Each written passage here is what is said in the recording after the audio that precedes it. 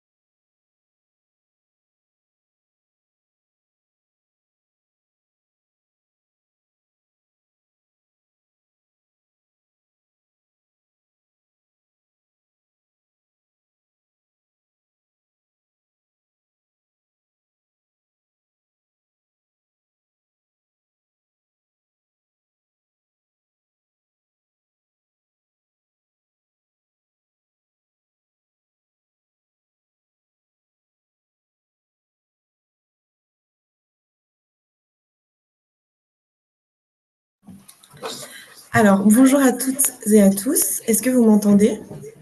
C'est bon.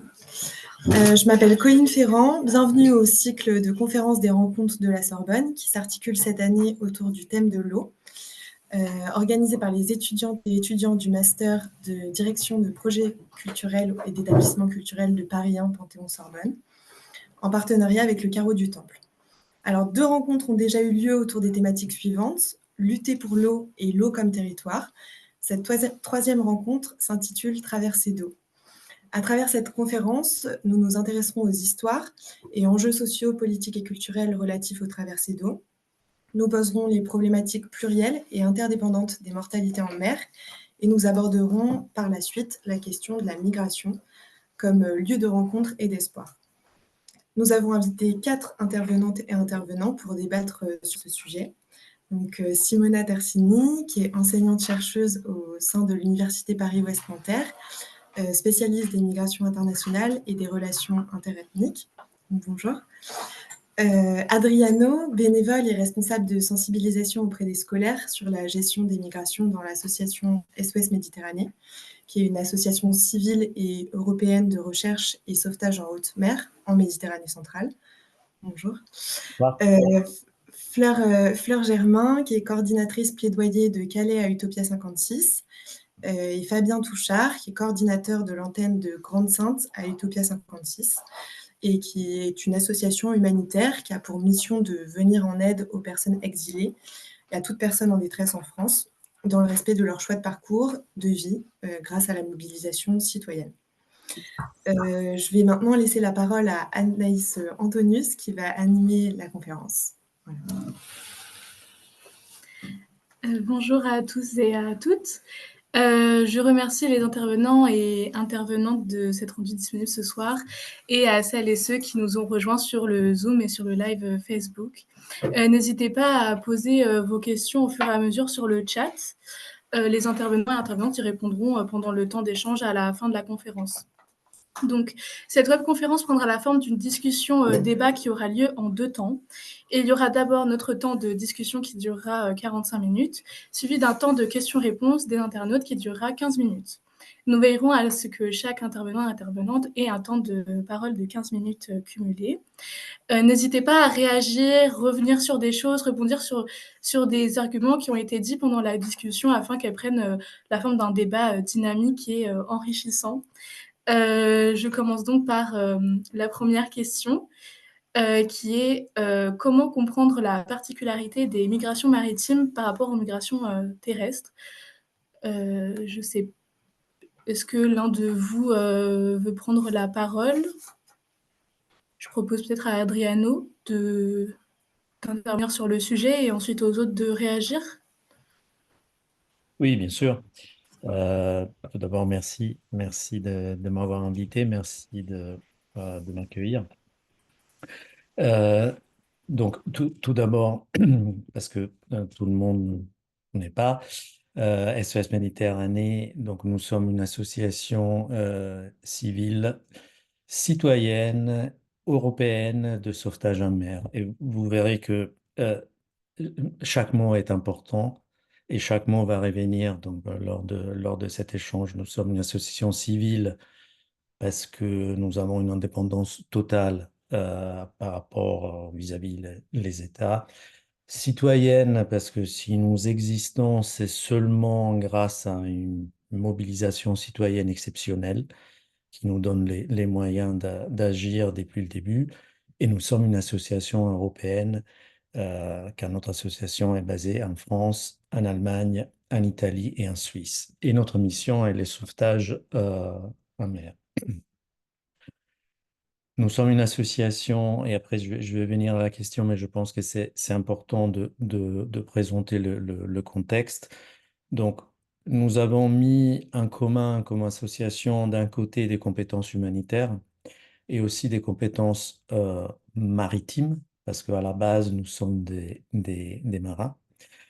Et nous avons mis en commun ces deux compétences donc, pour répondre à une urgence en mer face à la défaillance totale, complète des États européens. Donc, dans un monde idéal, nous ne devrons pas exister parce qu'en fait, ces missions de sauvetage devraient être effectuées par donc, les États.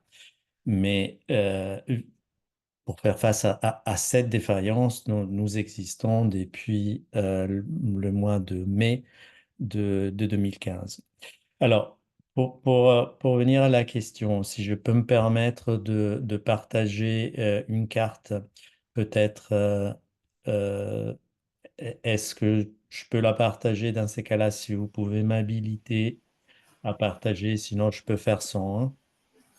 Euh, je vais demander à notre pôle technique si c'est possible de. Non, si, Ah, alors non, malheureusement, on ne pourra pas partager de diaporama pendant la conférence, je suis désolée. Est-ce que vous. Je ne sais pas si c'est possible de faire sans. Je pense, mais je crois que là, quelqu'un m'a habilité. Donc, je Ah, pense que ok, dans ces cas-là, vous devrez voir mon super. écran, n'est-ce pas? Voilà, Merci. c'est parfait. Merci beaucoup. Merci beaucoup. Donc, pour répondre à la question, alors, il faut savoir que il y a trois routes principales d'émigration maritime, bien entendu, en Europe. Donc, il y a la route orientale, donc passe par la Turquie et la Grèce, qui était au centre encore, on va dire, ces 2 dernières années, était au centre des actualités. Donc, on a entendu parler donc, des îles en Grèce, donc pratiquement presque tous les jours. Il y a la route occidentale, donc passer par l'étroit de Gibraltar, donc pour entrer en Espagne. Et après, il y a la troisième route, qui est la route centrale, avec des départs donc, de côtes africaines, donc surtout de la Libye et de la Tunisie. Et l'arrivée, c'est forcément soit Malte, mais on reviendra sur le rôle de Malte, soit donc l'Italie, qui est vraiment la porte d'entrée de cette route de la Méditerranée centrale. Malheureusement, euh, je mis quelques chiffres et encore une fois, c'est des chiffres qui sont sous-estimés parce que malheureusement, ça c'est seulement le nombre de victimes qu'on a pu constater, mais les Nations Unies estiment qu'on a autant de victimes inconnues. Donc, la route migratoire de la Méditerranée centrale est la plus meurtrière. Et malheureusement, encore l'année 2023 a été l'année record avec plus de 3000 victimes, encore une fois recensées. Donc, nous faisons face à un phénomène migratoire que nous ne pouvons pas arrêter et nous voulons pas arrêter autant que Union européenne. Cette carte vous montre aussi comment, on va dire, les sauvetages en mer Méditerranée sont organisés. Donc, il y a les eaux territoriales qui sont plus ou moins 12 000 donc, des côtes. En Libye, un peu plus, comme vous pouvez le voir ici. Les eaux territoriales donc, appartiennent à l'État. Donc, dans ces cas-là, personne ne peut rentrer dans des eaux territoriales sans l'autorisation des autorités maritimes du pays concerné. Et après, il y a les eaux internationales. Vous voyez ici, ce qu'on appelle, c'est des zones de recherche et sauvetage. Donc, c'est Search and Rescue Region. Et dans ces cas-là, c'est le pays qui a la responsabilité de prêter secours donc à des bateaux qui vont se trouver en situation de détresse dans les eaux internationales. Et donc, notre bateau opère exactement ici, donc au large des côtes libyennes. Pourquoi au large des côtes libyennes? Malheureusement, par rapport à ce que je viens de dire, donc c'est la route la plus meurtrière. On a pu remarquer ces 12 derniers mois qu'il y a eu autant de départs de la Tunisie que de la Libye. Et là aussi, c'est suite à une situation géopolitique par rapport aux événements en Tunisie, avec donc, la chasse aux migrants Oui. subsahariens.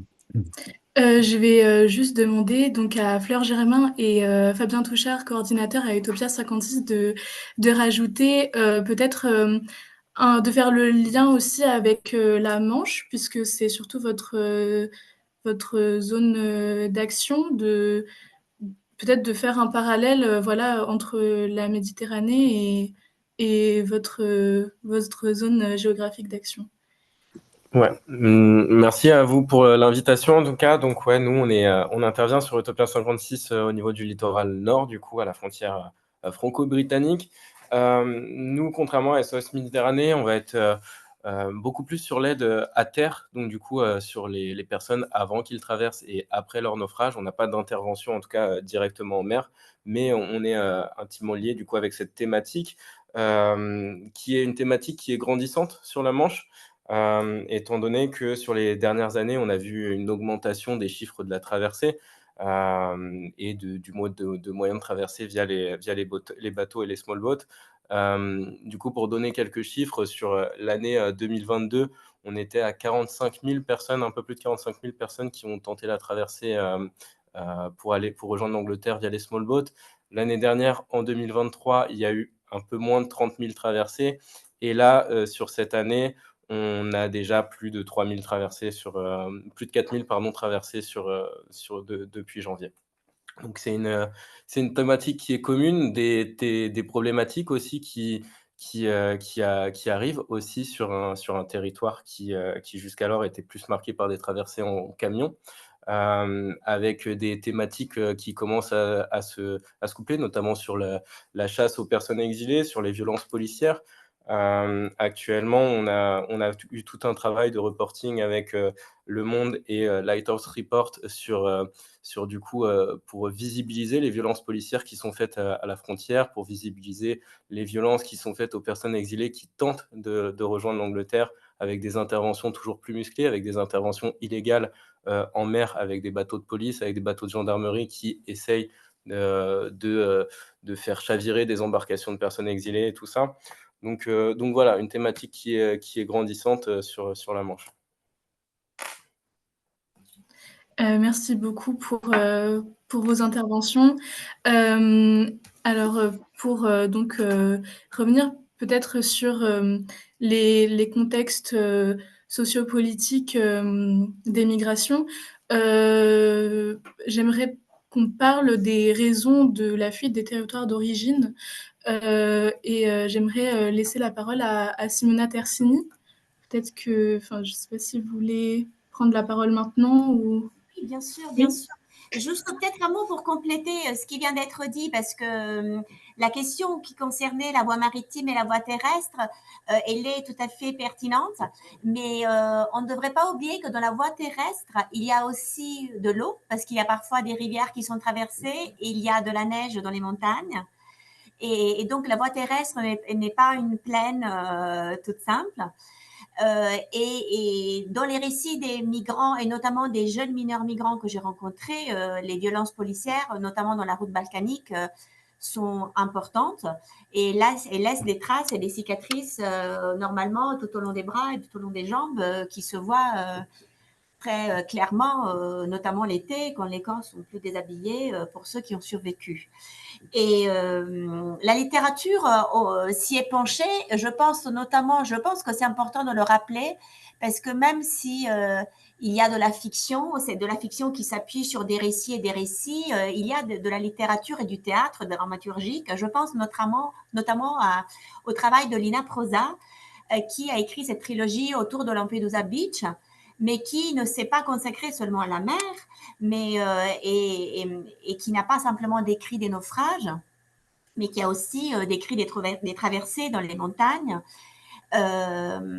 Et ça, c'est important. Et ça me ramène à la question des politiques migratoires et de ce qui a été nommé une forme de nécropolitique. Donc, les politiques migratoires, qui sont des politiques qui en cachent d'autres, c'est-à-dire que dans le terme migratoire, il y a à la fois les politiques d'immigration et des politiques pour les migrants. Dans les politiques d'immigration, il y a tout ce qui relève de filtrage, c'est-à-dire qui peut entrer, pour combien de temps, qui peut être repoussé, pour combien de temps, avec quel titre de séjour et dans quelle forme d'asile éventuellement. Dans les politiques pour les migrants, qui aujourd'hui se sont beaucoup redéfinies depuis une bonne vingtaine d'années et qui sont beaucoup axées sur la langue et la maîtrise de la langue nationale comme paradigme de justification des filtrages opérés, il y a notamment ceux qui autrefois étaient appelés des politiques d'accueil, qui deviennent aujourd'hui des politiques d'acceptation, mais qui sont énormément reliées aux politiques de filtrage. C'est-à-dire que de plus en plus, les critères d'acceptation, notamment la maîtrise de la langue nationale, dont le niveau de maîtrise est de plus en plus élevé dans les réformes, dans les lois, y compris dans la dernière loi du janvier 2024 en France, insiste sur des critères qui instaurent davantage de filtres sociaux et d'empêchement à la migration, et qui s'accompagnent à des formes de refoulement et d'éloignement des migrants qui ne s'effectuent pas seulement au moment de l'arrivée, mais dans les zones frontières comme Calais, comme Vintimille, comme Briançon, et qui en fait sont accompagnés également, et il y a énormément de travaux d'anthropologues, de sociologues là-dessus, par des filtrages implicites, parce que ces politiques de refoulement, en fait, empêchent également les départs. Et c'est pour ça qu'en fait, j'y ai pensé en répondant à votre question sur les causes des départs, parce que les causes des départs sont multiples, elles sont personnelles, sociales et politiques. Ce ne sont jamais les plus pauvres qui partent. Il faut qu'il y ait un minima des ressources en termes de santé mentale et physique, et des ressources financières, ne serait-ce que dans la possibilité de s'endetter auprès des siens pour partir. Mais il n'empêche que ces ressources se dégradent pendant la trajectoire migratoire. Et que ces causes individuelles et collectives sont souvent associées donc à des facteurs individuels, mais aussi à des facteurs transversaux aux sociétés, qui sont toujours des sociétés en transition. Et donc, ça me permet de dire que travailler sur la multiplicité des causes des migrations ou de la demande d'asile nous rappelle qu'il n'y a jamais uniquement des causes économiques ou jamais uniquement des causes humanitaires qui justifieraient la demande de l'asile, mais que ces causes sont toujours interconnectées et imbriquées, sauf que pour la force des choses et en raison des politiques dites d'accueil, mais qui ne sont pas tout à fait de l'accueil, les demandeurs d'asile ou les migrants sont obligés d'entrer dans une case plutôt que dans une autre. Mais tout migrant cache des raisons humanitaires et des raisons humaines, ne serait-ce que des conflits familiaux et voilà. Et tout demandeur d'asile a aussi des raisons économiques pour quitter le lieu d'où il vient. Merci beaucoup pour votre réponse. Je vais demander aux intervenants d'Utopia 56 de rajouter des choses, notamment aux raisons de la fuite des territoires d'origine, mais aussi, bon, là, on vient d'aborder le sujet des obstacles politiques, voilà, des lois gouvernementales. Est-ce que vous voudriez rajouter quelque chose par rapport à ce sujet?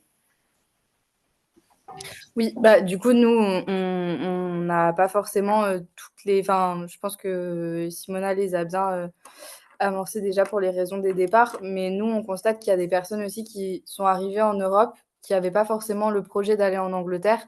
Et l'Angleterre est parfois le dernier recours pour ces personnes parce qu'elles ont fait des demandes d'asile ailleurs, en Allemagne, en Italie, et que ces demandes d'asile n'ont pas abouti. Donc, ça peut être un dernier recours. Après, c'est sûr qu'il y a d'autres raisons.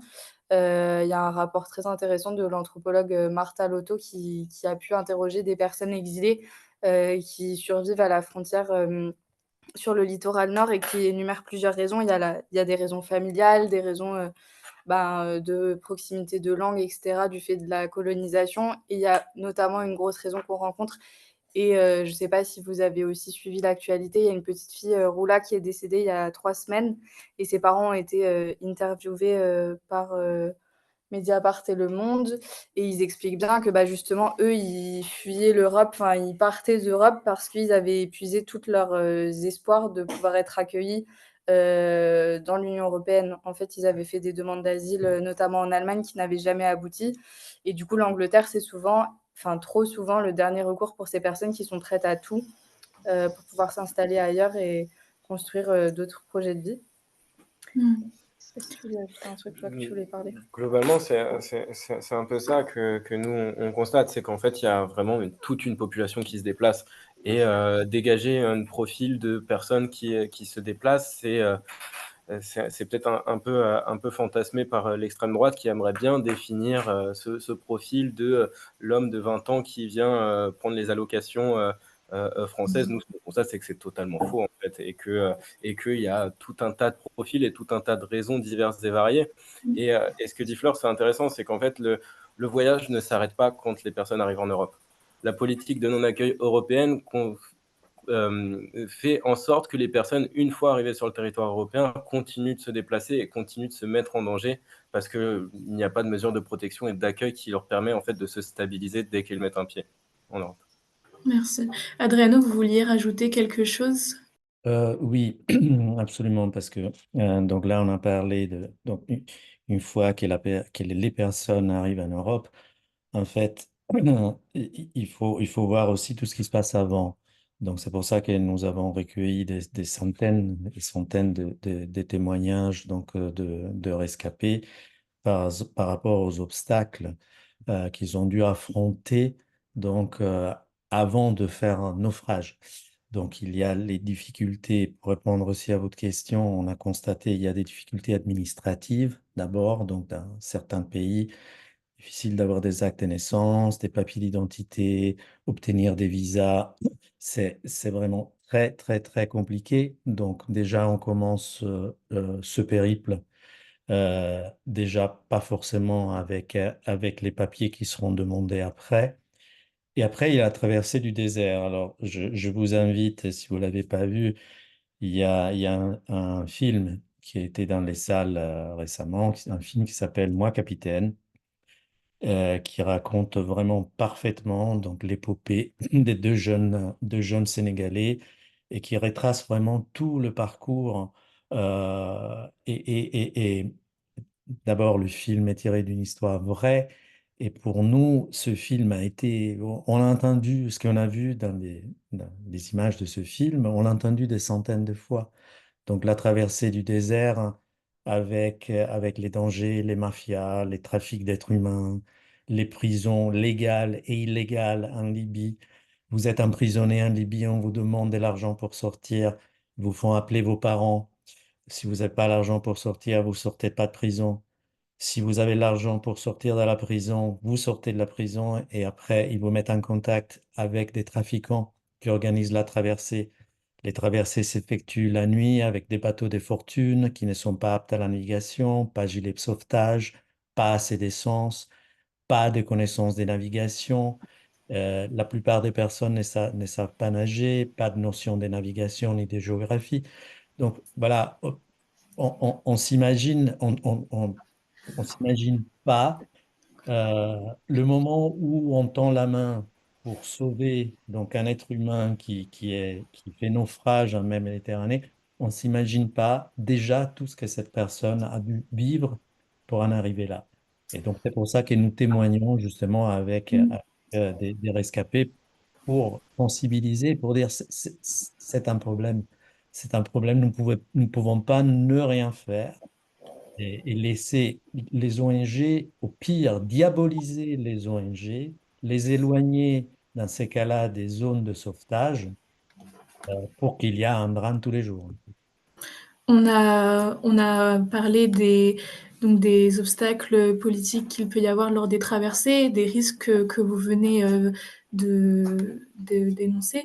Est-ce que vous auriez, je m'adresse particulièrement à Simona Tersini, quel type d'aides politiques, sociales et culturelles sont mises en place ou pourraient être mises en place par les territoires d'accueil en faveur des rescapés?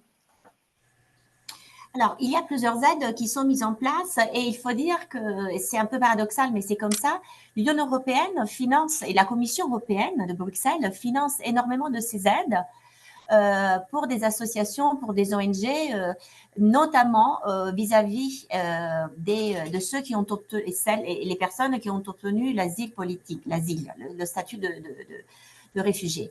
D'ailleurs, la Commission européenne vérifie si ces ONG, ces associations ont bien affiché que leurs activités se déroulent grâce à leur financement. Ces contrôles sont très efficaces en Italie. J'ai la sensation qu'en France, les logos existent, même sur les sites des associations, mais que voilà, il y a un affichage et une reconnaissance moins marquée et que ces aides, de la même façon que d'autres aides de l'Europe qui payent, par exemple, les OQTF, parce que tout migrant qui est refoulé reçoit un OQTF qui parfois oblige à des vols avec Air France.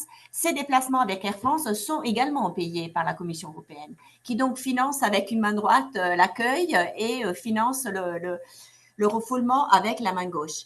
Et donc, il y a quelque chose de contradictoire parce que qui renvoie au régime de la frontière, c'est-à-dire la frontière n'est pas un mur qui bloque complètement, c'est un mur qui filtre, qui aujourd'hui filtre de plus en plus avec de plus en plus de force et de violence, mais qui laisse quand même passer, et ceux qui passent en partie bénéficient de ces aides et de ces financements. À côté de l'Europe, il y a quand même les politiques publiques nationales et les politiques de la ville, notamment en France, qui, en finançant des quartiers populaires, les fameux QPV, peuvent aussi bénéficier à tout un tas d'activités sportives et culturelles, d'intégration ou linguistique, d'intégration des migrants et des personnes qui ont eu le statut de réfugiés. Vous parliez de... Excusez-moi. Vous parliez de l'OQTF. Est-ce que vous pourriez revenir sur ce que c'est, l'expliquer, voilà, dire comment... L'OQTF, c'est l'obligation de quitter le territoire pour ceux qui, n'ayant pas de titre de séjour régulier, en tant que déboutés de l'asile ou en tant que migrants, qui ont perdu le titre de séjour qu'ils avaient, ce qui va devenir un problème de plus en plus important avec la nouvelle loi. Et pour ceux qui, parce qu'il y a déjà plusieurs cas qui se posent, et pour ceux qui n'ont jamais obtenu de titre de séjour, donc l'État français, mais il y a l'équivalent dans d'autres pays européens, par la préfecture peut, suite à un contrôle policier notamment, enfermer d'abord les personnes et ensuite il y a plusieurs sortes d'OQTF, mais en tout cas, il y a un OQTF qui implique un refoulement quasi immédiat après un enfermement de quelques jours dans un espace qui est une prison à ciel ouvert. Et donc, il y a des OQTF qui sont plus flous et qui permettent ensuite de pouvoir éventuellement continuer à rester dans un territoire où on a été contrôlé, mais il y a des OQTF qui sont activés d'emblée. Et pour avoir assisté à l'exécution de certains OQTF, au sens où je me trouvais dans un avion pour aller au Maroc, où il y avait des Sénégalais qui ensuite allaient être refoulés au Sénégal, j'ai assisté à la réaction des gens qui étaient dans l'avion, dont certains étaient dans la angoisse parce qu'ils étaient à côté des criminels. C'est-à-dire que la personne qui reçoit l'OQTF est considérée comme un criminel par une partie de ceux qui assistent à la scène. Et il y a eu des crises de panique de certains qui peut être exagérées, mais qui ont pris des médicaments sous mes yeux et qui ont eu énormément de barrettes de chocolat des hôtesses d'Air France qui voulaient les calmer et qui trouvaient tous les moyens pour les calmer. Donc, il y a quand même une perception stigmatisante qui est perçue par les uns et par les autres, qui est à interroger. J'entends. Par rapport à justement ce genre de témoignage ou ce genre de récit, Fleur Germain, Fabien Touchard, est-ce que vous avez eu, est-ce que vous connaissez des personnes qui ont été dans ce genre de situation? Et pour revenir sur les aides sociales et politiques, est-ce que vous pourriez expliquer ce que votre association met en place pour les personnes rescapées? Ouais. Du coup, plusieurs choses par rapport à ça. Je pense que du coup, après Fleur poursuivra avec un petit témoignage assez récent qui est assez parlant.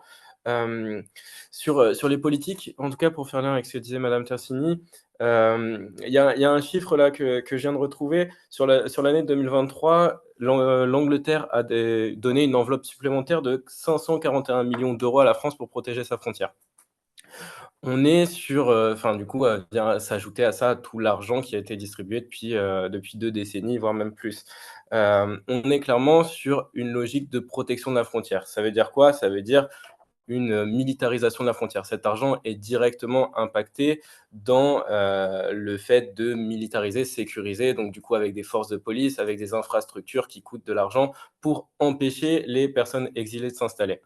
Nous, ce qu'on dit, en fait, c'est qu'en fait, il y a pas de secret, hein, dans cette situation. Si on veut que les personnes ne risquent plus leur vie, si on veut que les personnes arrêtent de se tourner vers des réseaux de traite humaine, et ben, en fait, il faut une politique d'accueil qui est digne. Politique d'accueil qui passe, d'abord par, dès le pays d'origine, en facilitant, en fait, les demandes d'asile et la venue des personnes qui le souhaitent sur le territoire français, sans qu'elles aient à passer, via des small boats par la Méditerranée, mais une fois en Europe aussi, qui garantit du coup une arrivée saine et en sécurité et du coup qui ne les pousse pas à passer par la Manche. Nous, on pense que cet argent, du coup, il pourrait être directement investi.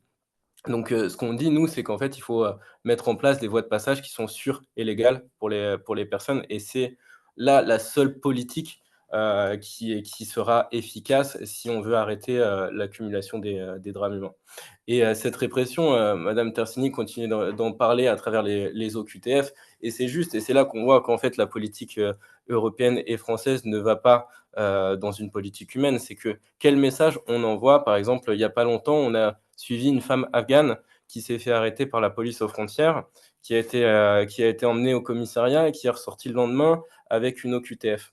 Quel message on envoie à une femme afghane avec cette OQTF, si ce n'est traverse vers l'Angleterre et retente une traversée vers la Manche, sachant que pour cette femme-là, retourner en Afghanistan avec le régime de talibans, c'est pas possible, que tous les pays européens par lesquels elle est passée lui ont dit c'est pas possible, et ben en fait, avoir une OQTF, c'est sûr et certain que la semaine prochaine, elle prend un bateau, en fait, tout simplement. Oui. Et ça, c'est très paradoxal aussi, parce que parfois, on rencontre des personnes qui nous disent, justement, nous, on comprend pas, on vient de se faire arrêter par la police, ils nous ont donné un petit papier où il y a écrit obligation de quitter le territoire français. Mais hier, j'ai tenté de traverser vers l'Angleterre et j'ai été interceptée. Et comme disait Fabien, du coup, il y a des moyens colossaux qui sont mis pour du coup, que les personnes ne puissent pas traverser en bateau. Donc, le credo du gouvernement actuellement, c'est de sauver des vies. Donc, ils justifient ça par le fait qu'ils empêchent les personnes de prendre des risques dans la Manche. Mais en fait, du fait de cette répression qui est croissante, et on voit les violences policières qui augmentent de plus en plus aux abords des plages ou même parfois directement dans la mer, on voit aussi énormément de violences policières à terre et on voit que les personnes, elles prennent de plus en plus de risques. Donc parfois, elles vont partir, par exemple, beaucoup plus au sud du littoral. On voit qu'il y a des personnes qui tentent la traversée depuis la baie de Somme, ce qui triple, voire quadruple le temps de traversée et qui ajoute des risques. Mais il y a aussi des personnes qui vont tenter de partir d'autres endroits et notamment des canaux. C'est ce qui s'est passé il y a 3 semaines avec du coup une personne qui a perdu la vie. Donc c'était un jeune monsieur qui s'appelle Juma. En fait, lui et ses amis ont tenté de rejoindre l'Angleterre via une embarcation de fortune en partant d'un canal, du coup le canal de la depuis la ville de Gravelines qui est quand même plutôt dans les terres et donc c'est pas une ville en bord de mer. De ce qu'on a compris en collectant les témoignages et cetera, en fait, Juma, a sauté à l'eau du fait de la présence policière. La police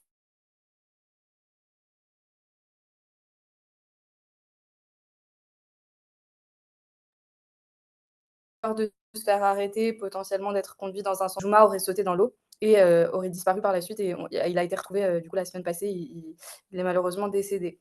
Et du coup, on voit que les moyens qui sont investis, comme dit, sont vraiment dans le but de ne pas permettre d'accueillir les personnes. Et l'idée, c'est de les faire quitter la frontière et le littoral nord, mais il n'y a aucune mesure qui est mise en place pour permettre à ces personnes de rester. On voit à Calais et à Grande-Synthe que c'est très compliqué pour les personnes qui souhaitent demander l'asile. Il n'y a pas de... La façon la plus simple, en fait, c'est d'aller jusqu'à Lille. Donc, ça veut dire de prendre un train, de devoir avoir les moyens de se payer les transports pour aller jusqu'à Lille et de prendre un rendez-vous chez Coalia pour déposer une demande d'asile. Pour les mineurs non accompagnés, c'est aussi très compliqué. Ils ont des droits très spécifiques en France et en fait, l'État ne fait pas de travail d'information et d'aller vers de ces jeunes. Donc voilà, il y a vraiment une politique de non-accueil, de 0 point de fixation sur le littoral nord et je pense ailleurs en France et en Europe. Oui. Et Peut-être qu'Adrena, vous voulez rajouter quelque chose? oui, je veux juste compléter parce que souvent on nous pose la question, mais donc, qu'est-ce que vous voulez? Qu'est-ce que vous demandez en tant qu'association? Donc, pour rejoindre votre question et aussi pour répondre à une question que j'ai vue défiler. Donc, en fait, nous, pour tout ce qui est la Méditerranée centrale, en fait, on demande une flotte européenne euh, et une solidarité envers l'Italie, parce que l'Italie est quand même comme j'ai dit tout à l'heure, apparemment, est la porte d'entrée. Donc, solidarité envers l'Italie qui s'exprime à travers la répartition, dans ces cas-là, des personnes débarquées, donc des rescapés, dans plusieurs pays. Donc, il faut que chaque pays européen euh,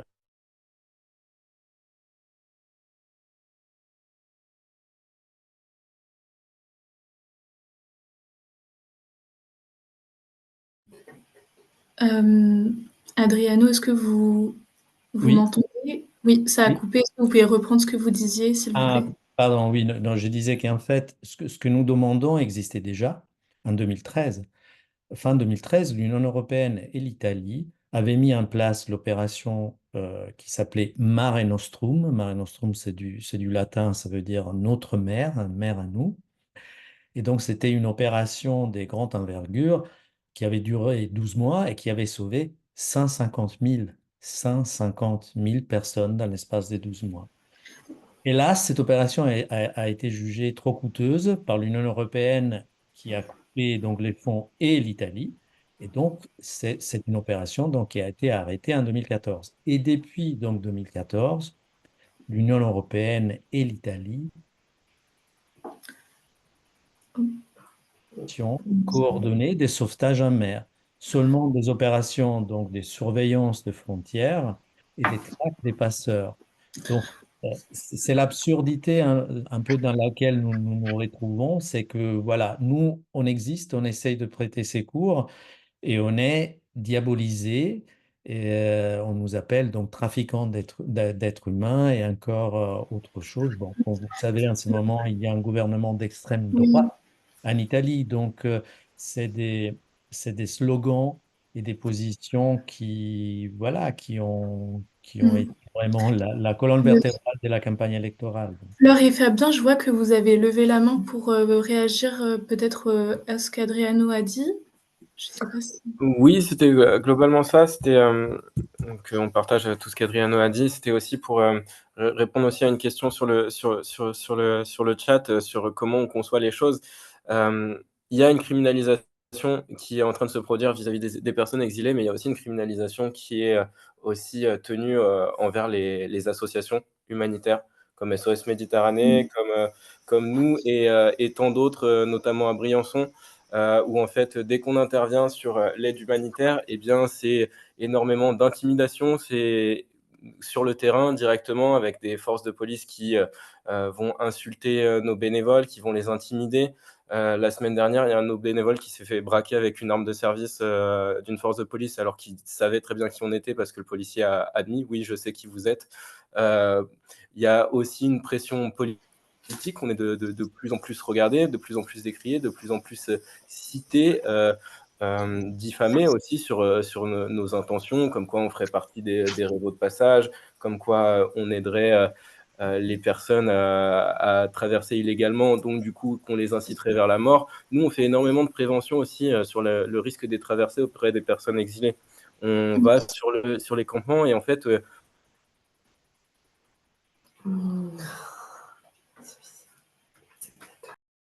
notre objectif, c'est que les personnes aient connaissance des risques de cette vue. Allô ? Oui, ça a coupé, mais normalement, ça a repris. Okay. Est-ce que vous m'entendez ? Ouais. Oui. Notre idée, c'est vraiment que les personnes aient conscience des risques et connaissance des bons gestes à avoir s'ils sont en situation de détresse en mer. Donc, qui il faut appeler, qu'est-ce qu'on doit faire sur un small boat si le bateau prend l'eau et toutes ces choses-là. Et ça, par exemple, on est beaucoup attaqué là-dessus, comme si on faisait de l'incitation au passage. Donc, du coup, il y a tout un engouement médiatique là-dessus sur, en fait, est-ce qu'il faut dissoudre Utopia 56 ? Est-ce qu'il faut dissoudre SOS Méditerranée et tout ça ? Et ça, c'est vraiment inquiétant et ça montre la voie vers la répression que les associations vont avoir et la difficulté qu'on va avoir dans les prochaines années. Merci beaucoup. On va y revenir après. Il y a un temps dédié aux questions juste après, donc on va répondre au reste des questions dans un quart d'heure à peu près.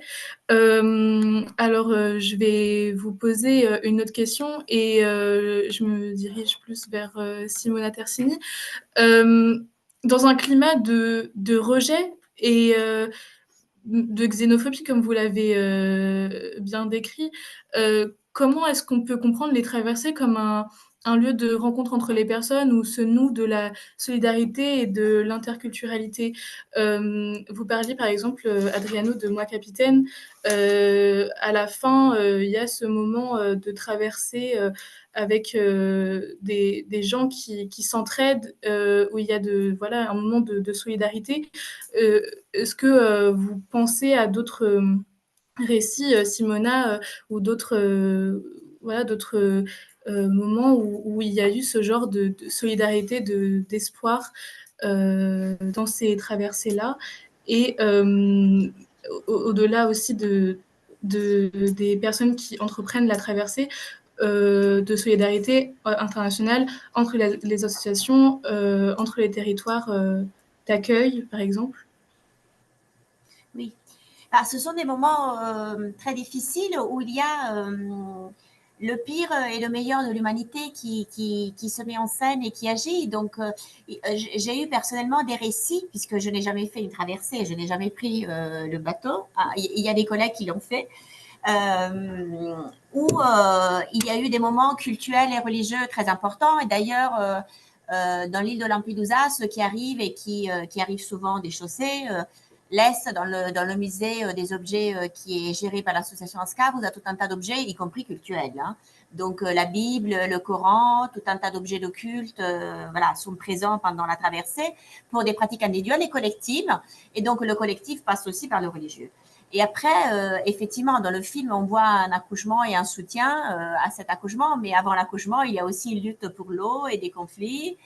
Et donc, il y a à la fois des manières de survivre qui sont absolument individuelles et coupées du lien social, et d'autres formes de coude à coude qui se manifestent. Et ça se manifeste aussi à l'arrivée. Et je pense que c'est important de le mentionner parce qu'à l'arrivée dans des lieux qui peuvent être perçus par les migrants, ce que vous appelez les rescapés, comme des lieux relativement sûrs en général, il y a tout un tas de pathologies en termes de santé mentale et de santé physique qui ne sont pas simplement la réaction aux souffrances du mauvais accueil, mais qui sont aussi le moment où on fait sortir tout ce qu'on a retenu pendant la traversée, pendant le long voyage, qui est de plus en plus long et de plus en plus difficile, ça on le sait. Enfin, les Italiens qui traversaient les Alpes au 19e siècle, certes, avaient un voyage long et difficile, mais aujourd'hui, les trajectoires se sont complexifiées dans l'espace et dans le temps. On peut pas le nier. Voilà. Même si certains peuvent encore prendre l'avion. Voilà. Et donc, c'est cette complexité de la trajectoire qui complexifie également les relations humaines en termes d'entraide et de non-aide, et de boycott d'autrui. Je ne sais pas si j'ai répondu à votre question. Oui. Merci beaucoup pour votre réponse. Alors, par rapport à la solidarité, notamment au niveau associatif, Adriano, est-ce que vous voudriez rajouter quelque chose par rapport voilà, aux origines des SOS Méditerranée, à ce que vous faites et aussi à la solidarité qu'il y a peut-être entre plusieurs associations et le, sur le territoire, enfin sur votre zone d'action. Oui, donc alors, tout d'abord, là aussi, il y a solidarité entre rescapés et après solidarité peut-être entre nos réseaux d'ONG. Donc, solidarité entre rescapés, on a là aussi des dizaines et des dizaines de témoignages, des histoires parfois presque magiques qui se produisent à bord de notre bateau, entre gens de cultures différentes, avec des parcours qui sont différents, mais qui trouvent parfois, dans ces moments de détresse extrême et des moments aussi euh, tragiques, on voit des moments de solidarité qui sont vraiment phénoménales. Il y a 2 semaines, nous avons effectué un sauvetage. À bord, il y avait un papa qui avait perdu sa femme et sa fille à bord du petit bateau avant que nous pouvons intervenir. Et nos marins, qui sont aussi des gens expérimentés, ils ont pu voir des scènes très, très, très, très touchantes à bord de notre bateau.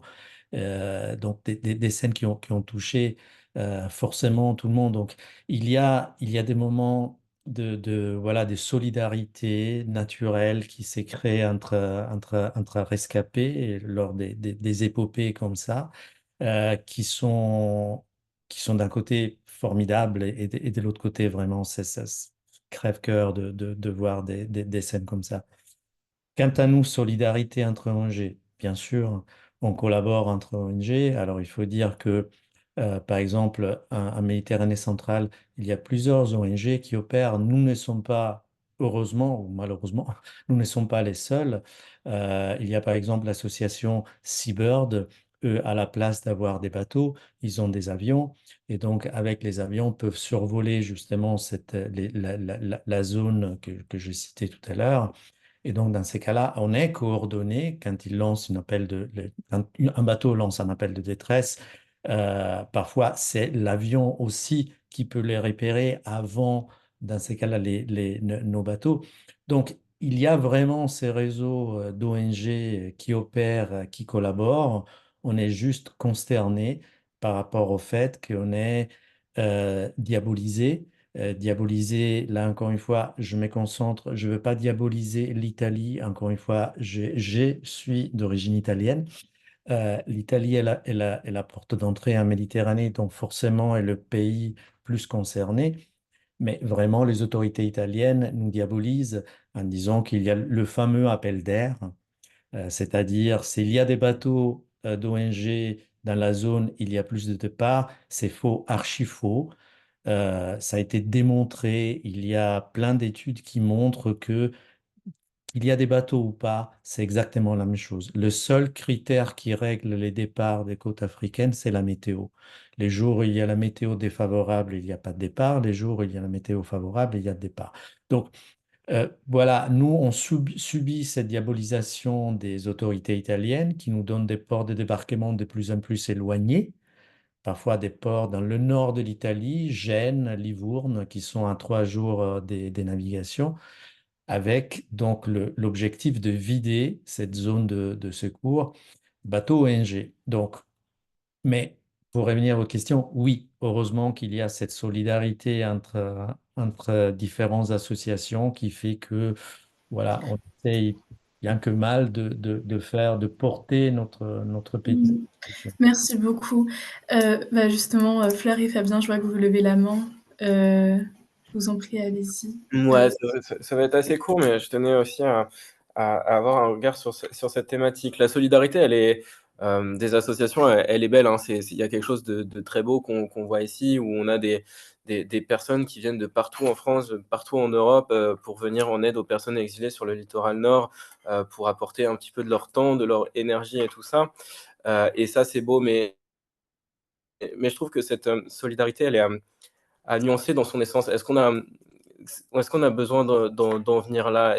Quel message les différents gouvernements envoient aux volontaires, aux bénévoles, aux citoyens, quand la seule solution pour que des personnes exilées aient un minimum d'accès à leurs droits fondamentaux, c'est des bénévoles qui viennent de partout d'Europe, qui ont 18, 19, 20 ans, et qui viennent se mazouter l'esprit avec des images totalement violentes, quand on voit que nous, notre moyenne d'âge de bénévoles tourne entre 20 et 23 ans, et ben en fait, c'est hyper violent que l'État laisse des personnes de 20 à 23 ans assister des personnes qui ont frôlé la noyade, qui n'ont que comme solution et comme aide seulement ces bénévoles-là qui n'ont aucune formation humanitaire, aucune formation sociale, et qui repartent avec des traumatismes.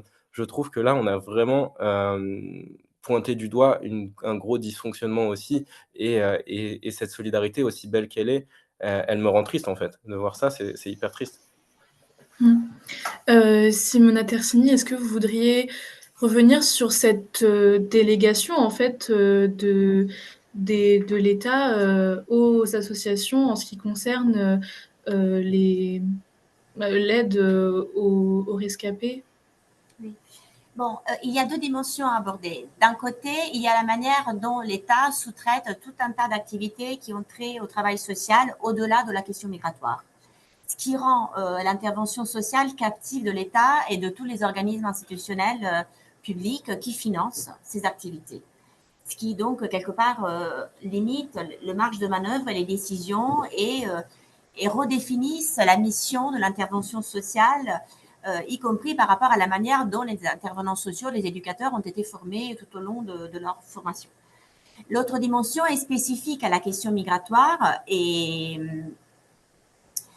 le renvoie à une ambiguïté de l'État qui a quelque part besoin d'un certain type de pratique et d'action, y compris par l'action de SOS Méditerranée, et en même temps limite fortement des pratiques qui ne vont pas dans le sens souhaité officiellement en fonction des enjeux politiques.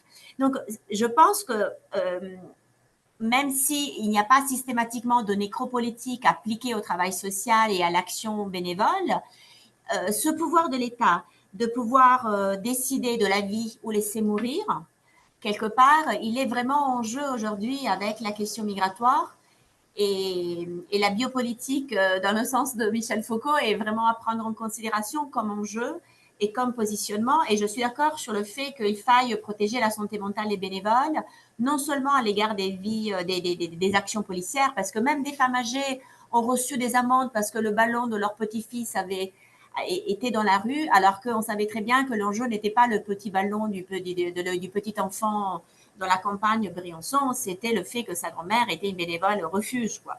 Voilà. Donc, il y a des problèmes de ce type.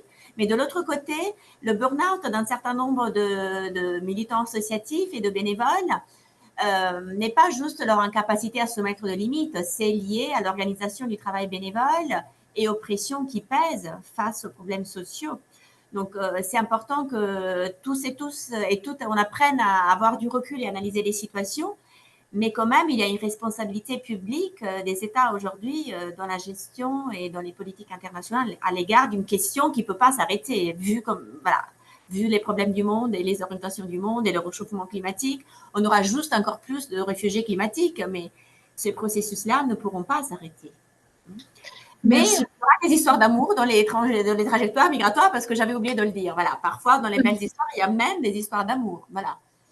Et pourquoi pas qui se ferment dans des situations tragiques, comme ça, les épreuves sont faites. Mais voilà, à quel prix? Adriano, vous vouliez rajouter quelque chose au propos de Simona Tersini? Non, juste une anecdote à propos des histoires d'amour. On a eu quand même, depuis mai 2015, on a eu quand même 6 naissances à bord de notre bateau. Donc, voilà. Heureusement, il y a aussi des événements heureux et pas seulement des événements tragiques à bord du bateau, mais je suis tout à fait d'accord avec le constat général de Simone, ce que vient de dire. Après, j'ai vu qu'il y a des questions, je ne sais pas si vous voulez qu'on réponde. J'ai vu des questions qui concernent SOS Méditerranée, je ne sais pas si vous voulez qu'on réponde maintenant. Alors justement, je vous remercie toutes et tous pour vos interventions. C'est vrai que notre temps de discussion touche à sa fin. On va passer au moment d'échange avec les internautes. Je laisse la parole à Flavie Stéphano qui se chargera de transmettre les questions du chat à vous afin que vous y répondiez. Bonsoir à tous. Du coup, je vais animer le temps des questions. J'en ai sélectionné quelques-unes dans le chat. Et premièrement, on avait une question d'un internaute qui était « Quelles actions sont ou pourraient être mises en place en partenariat avec des personnes réfugiées de manière à les accompagner dans leurs intégrations et de manière à sensibiliser la population ?» Donc, si Utopia 56 ou une autre association veut en parler, je vous laisse la parole. Bon, attendez, on relit la question, on n'a pas trop saisi la question, donc je ne sais pas si Adriano Je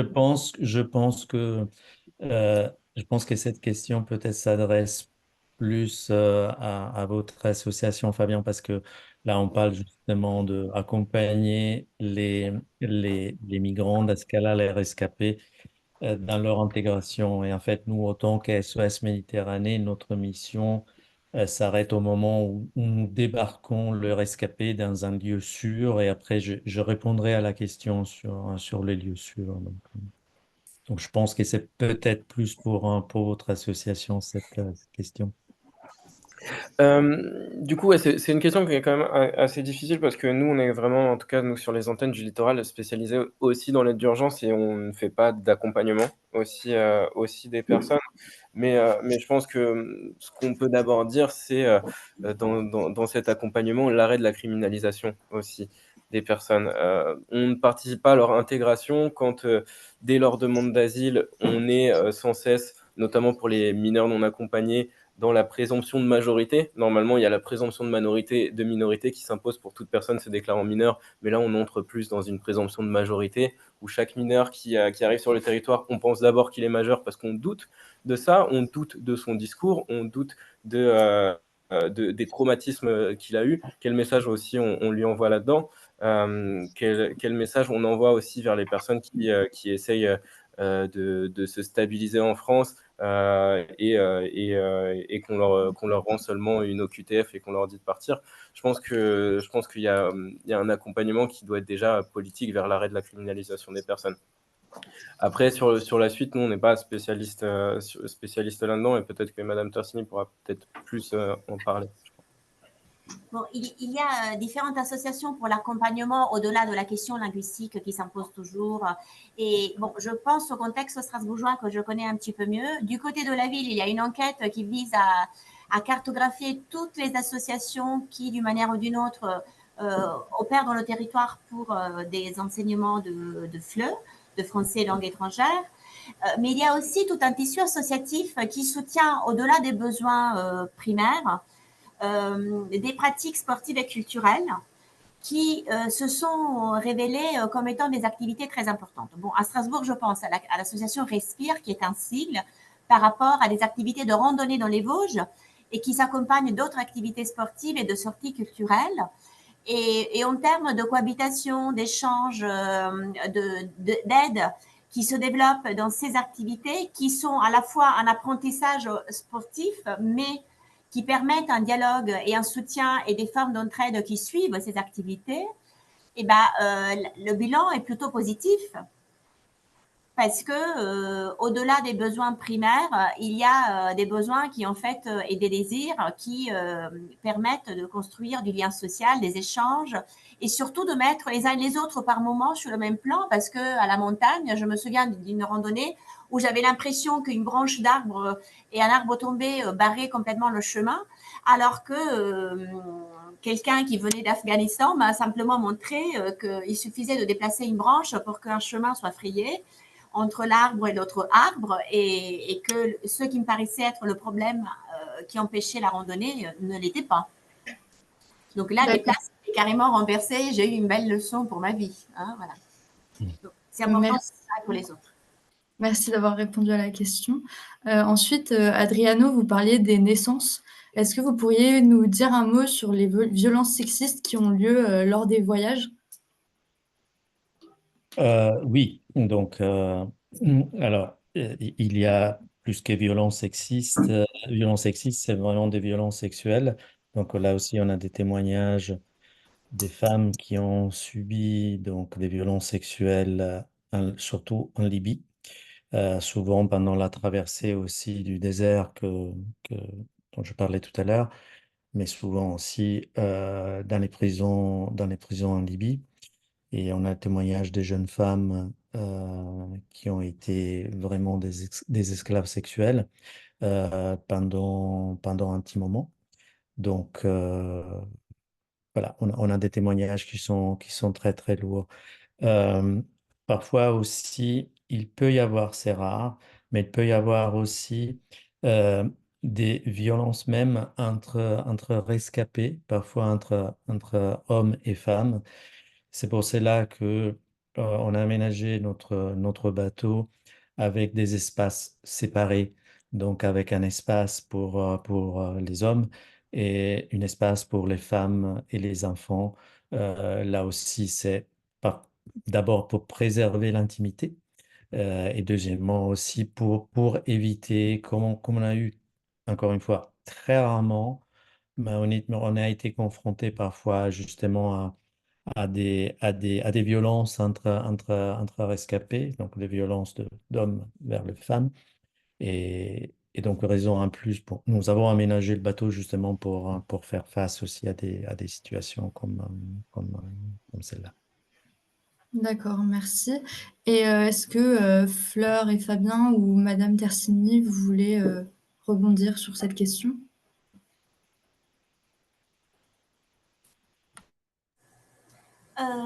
Oui, il y a des récits par rapport aux effets de ces violences et des analyses par rapport aux effets de ces violences sexistes et sexuelles. Et je pense notamment aux travaux de Chiara Quagliarello qui a analysé non seulement les accouchements à Lampedusa comme étant souvent des accouchements qui ne suivent pas des histoires d'amour mais des viols, mais les conflits qui peuvent surgir avec les femmes du lieu, en l'occurrence les femmes de Lampedusa, qui, elles, ne bénéficient pas systématiquement d'avions ou d'hélicoptères pour aller accoucher en Sicile, alors que les migrantes, parfois, en bénéficient. Et donc, c'est un exemple qui me permet de nous faire réfléchir aux effets en cascade de ces violences qui, certes, laissent des traumatismes, des traumas chez ces personnes, mais qui engendrent des nouvelles violences et des nouveaux conflits, non seulement entre migrants et demandeurs d'asile, mais aussi avec la population locale. Et je pense que c'est un des nerfs de la guerre sur les questions à réfléchir et sur lesquelles il faudrait envisager à la fois de l'intervention sociale, mais aussi d'autres politiques publiques dans le cadre de l'accueil. Voilà, merci. D'accord, merci. Ensuite, je voulais rebondir également sur quand vous avez parlé de lieux sûrs. qu'est-ce qu'un lieu sûr pour vous, Madame Tersini? C'est vous qui en avez parlé tout à l'heure. Oui, paradoxalement, un lieu sûr l'est sur le plan matériel. Il doit présenter des dimensions sûres à la fois en termes de sérénité, mais aussi de sécurité quant à un lien avec un état de droit et un état démocratique. Si je pense à Briançon, à un moment donné, il y a eu des militants d'extrême droite qui ont renforcé l'action de la police qui est déjà présente largement. Et on ne peut pas dire tout à fait que Briançon est un lieu sûr. Voilà. Pourtant, on est loin de la côte. Et donc, il faut vraiment penser à la manière dont cette frontière est un dispositif qui est fragmenté et que bien au-delà des espaces où des systèmes d'urgence comme SOS Méditerranée peuvent intervenir, il y a tout un tas d'autres espaces de lignes et de zones qui nécessiteraient des actions pour rendre sur des espaces qui ne le sont pas et par rapport auxquels on ne peut pas compter sur l'État. Voilà. Le problème, il est là. Or, il faudrait espérer qu'un État de droit ne légitime pas et n'appuie pas certaines formes de violence. Et après, paradoxalement aujourd'hui, un lieu sûr et en même temps un lieu qui permet le déclenchement de certaines pathologies parce que les personnes se sentent enfin prises en charge et savent au niveau conscient et inconscient qu'elles peuvent se lâcher. Donc c'est un lieu paradoxal, un lieu sûr, parce qu'en fait c'est aussi un lieu où on peut être pris en charge et où il faut se demander jusqu'à quand pour que les personnes puissent ensuite développer leur propre autonomie dans leur parcours.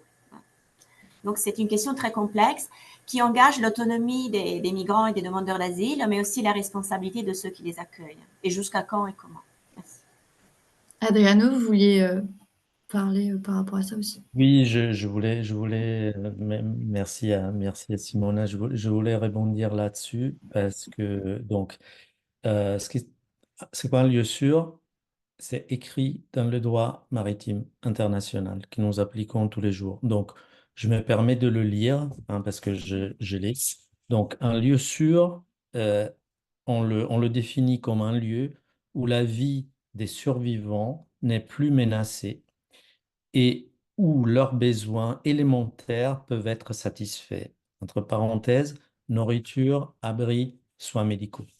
D'accord? Donc, pour être très clair aujourd'hui, la Libye n'est pas un lieu sûr et récemment, la Tunisie n'est pas non plus un lieu sûr. Donc, en fait, euh, quand nous effectuons un sauvetage, nous ne pouvons pas débarquer les rescapés en Libye et en Tunisie parce que Libye et Tunisie ne sont pas considérés comme des lieux sûrs. C'est écrit dans le droit maritime euh, international. C'est pour ça que parfois, là aussi, on a droit à la question, pourquoi vous ne les ramenez pas en Libye? On ne peut pas. Pourquoi vous ne les ramenez pas en Tunisie? On ne peut pas. Donc, voilà la définition des lieux sûrs. C'est très important parce que, encore une fois, tout cela est écrit dans le droit maritime international. Il y a trois choses. Ça, c'est important aussi pour nous tous quand quelqu'un nous interpelle là-dessus. Il y a trois choses dans le droit maritime international et vous comprendrez pourquoi l'Italie est en train d'aller à l'encontre du droit maritime international. La première chose, c'est obligation de prêter assistance. C'est la même chose de non-assistance à personne en danger sur Terre. Donc, exactement la même chose. Le deuxième principe du droit maritime international, c'est secourir indépendamment de la nationalité et des circonstances. Donc, on ne demande pas la race, la religion, les papiers, le passeport. En mer, quand quelqu'un est en détresse, on tend la main pour le sauver. Et troisième chose, et c'est là où je voulais arriver par rapport à l'Italie, donc il y a obligation de débarquer les rescapés dans un lieu sûr avec une déviation minimum par rapport au parcours initialement prévu par les navires. Donc, vous comprenez que quand nous effectuons un sauvetage dans les eaux internationales libyennes et on attend l'autorisation des autorités italiennes qui parfois arrivent un jour, 2 jours, 3 jours après le sauvetage, et qu'après, les autorités italiennes vous disent, très bien, le port de débarquement est Gênes, au Livourne, c'est à 3 jours de navigation. C'est comme si quelqu'un, vous êtes donne un exemple. Vous êtes dans la rue à Paris, vous faites un malaise, vous contactez un hôpital parisien et les autorités vous disent, vous savez quoi, vous amenez le patient à Marseille. C'est exactement la même chose. Donc, voilà. Donc ça, pour l'instant, c'est la politique. Et donc, c'est ça aussi le décret Piantedosi. Donc, peut-être je prends de l'avance et je réponds à une autre question. Donc, le décret Piantedosi, c'est ça aussi. Donc, c'est cette difficulté qu'on a rajoutée pour tous les sauvetages en mer qui font qu'on est diabolisé. Et parfois, donc, si on fait quelques actions qui ne respectent pas parfaitement ce décret, quand on arrive dans le port de débarquement, on subit un arrêt de 2, 3 semaines. Ça nous est arrivé aussi. Le bateau est arrivé à quai et on a des amendes de 3, 5, 6 000, 10 000 euros, ça dépend. Merci beaucoup. On va enchaîner sur la dernière question. Donc, concernant Utopia 56, comment présentez-vous et envisagez-vous l'avenir de vos missions et de vos engagements au regard de l'augmentation de la fermeté des États européens concernant l'immigration, notamment en France avec la nouvelle loi immigration?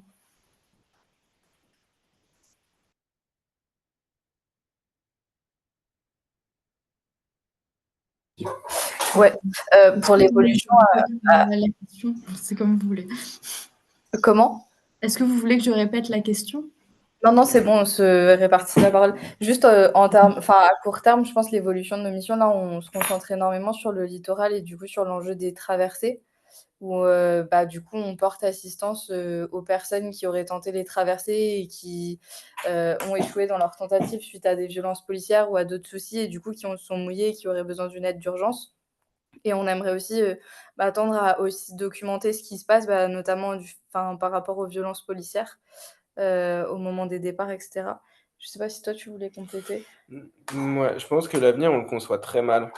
On le conçoit très mal parce que, en fait, on ne voit pas comment ça va s'arranger là. On ne voit pas comment ça va s'arranger et notamment, on ne voit pas comment nous, on va réussir à faire face. On est une association qui est une association citoyenne, militante et 100% indépendante. On vit uniquement des dons de particuliers et d'aides d'autres associations. Ce qui fait que aujourd'hui, en fait, les situations se multiplient, la complexité se multiplie. On a déjà mis des équipes supplémentaires, mais on n'arrive clairement pas à avoir tout ça. Enfin, il y a un état de constat qui est pas seulement de Utopia 56, mais qui est de toutes les associations du littoral. C'est qu'aujourd'hui, en fait, nous aussi, on est victime de l'inflation, de la vie chère, aussi le fait qu'on a moins de donateurs. On ne sait pas comment les années suivantes vont être. On ne sait pas combien d'années encore on va tenir sur ce rythme-là, à vivre sur nos économies, sur les sous que les gens nous donnent.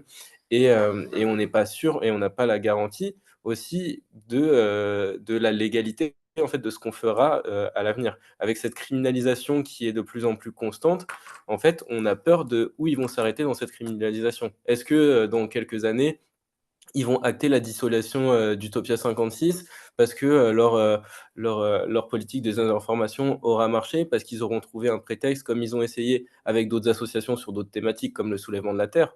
Mais en fait, c'est les mêmes thématiques qui se rejoignent. Aujourd'hui, quand on est une association militante et qu'on essaye d'œuvrer pour quelque chose, et ben en fait, on fait face à tous les obstacles et on essaye en fait de nous réduire à silence et qu'on n'existe plus.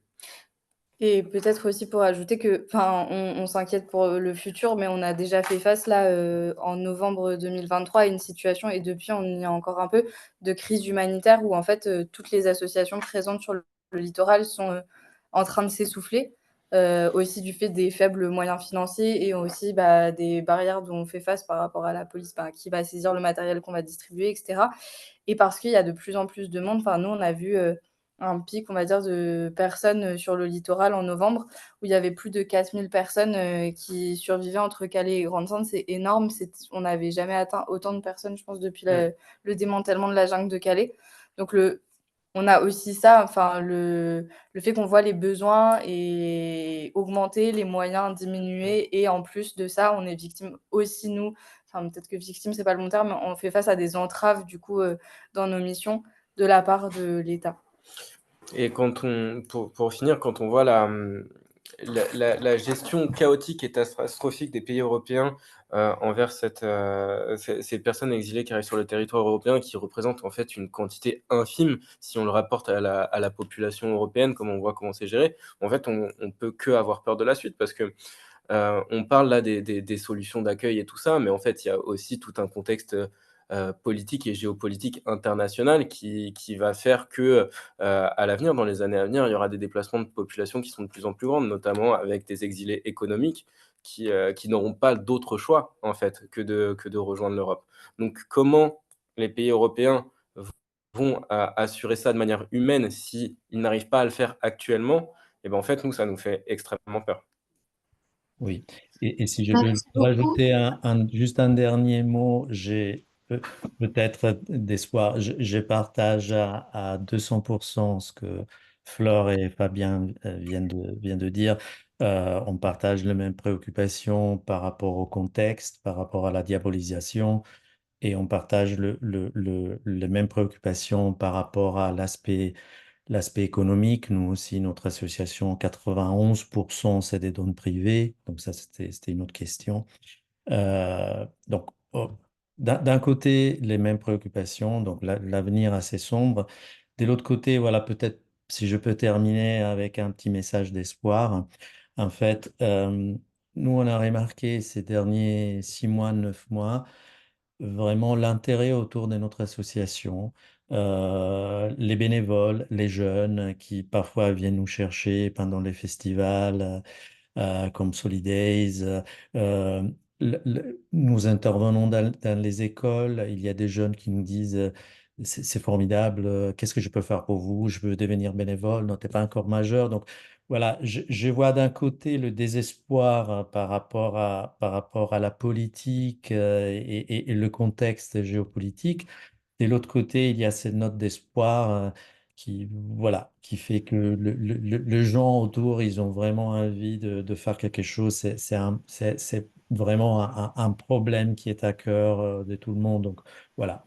J'aime bien terminer avec un petit message d'espoir. Merci beaucoup.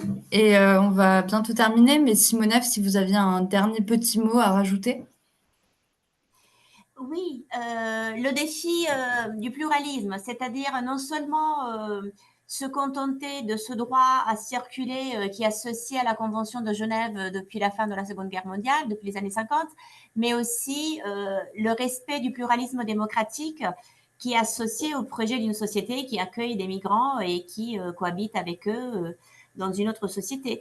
Ce qui est un espoir pour tout le monde, puisque tout le monde pourra y gagner, en fait. Et ne plus considérer l'immigration comme un problème, mais plutôt presque comme une solution.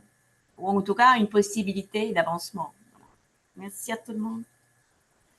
Merci beaucoup. Fleur et Fabien, vous aviez levé la main. Si c'est vraiment très rapide, il n'y a pas de souci.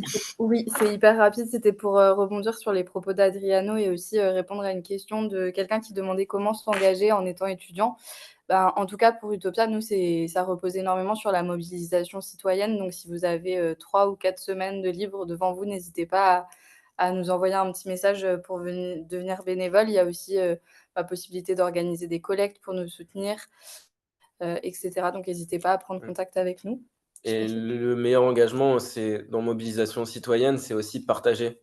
Les réseaux sociaux prennent une place de plus en plus grande et en fait, si demain vous partagez les stories de SOS Méditerranée, si demain vous repartagez le post d'Utopia 56 et des autres associations qui interviennent en Méditerranée en Manche, et ben en fait, nous, ça nous aide parce que c'est par la visibilisation et c'est par montrer ce qui se passe qu'on arrivera aussi à faire changer les choses et à faire rendre compte à la population de ce qui se passe. Merci beaucoup. Du coup, on va conclure avec Colline Ferrand. Alors, merci beaucoup à toutes et à tous pour vos interventions, pour vos messages d'espoir aussi, parce que c'est important. Simona Tersini, Adriano, Fleur Germain et Fabien Touchard. Merci également au Carreau du Temple pour le prêt de leurs locaux et à David Maire pour l'assistante technique, à l'Université Paris 1 Panthéon-Sorbonne et à l'équipe dont je fais partie, qui est à l'initiative de cette conférence, Anaïs Antonius, Flavie Stéphano, Manon Dumény, Elisa Danzy, Adèle Rabot et Sacha Berthaud. N'oubliez pas qu'on se retrouve le 16 avril pour une autre conférence sur le thème culture de la scène. Et enfin, la dernière conférence des rencontres de la Sorbonne aura lieu le 26 avril dans le cadre de notre festival Avis de Tempête saison 2. On espère vous y voir nombreuses et nombreux. C'est du 25 au 27 avril à Césure dans le 5e arrondissement. Et vous pouvez trouver toutes nos informations sur notre Instagram avisdetempête.art. Merci encore à toutes et à tous et à bientôt, j'espère. Merci beaucoup. Merci à vous. Merci Merci. beaucoup. Merci. Au revoir. Au revoir. Au revoir.